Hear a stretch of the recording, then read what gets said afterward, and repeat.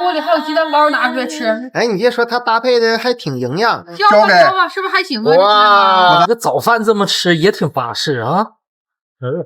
哇，真行啊！我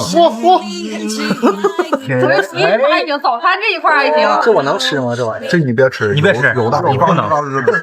它这壳都油煎的，可脆了。哎呀妈呀！我跟你说，你不吃你都后老悔了，你快尝尝吧。我喜欢吃煎过的，这玩意你又不能吃了，这挺贵。整个鸡蛋。我每天运动量够，我能吃。漂亮啊！还新鲜一片啊！哎呀，你别吃了，行，快吃吧，吃完上班去。那好复杂的味道，真爽。不是，开瓢。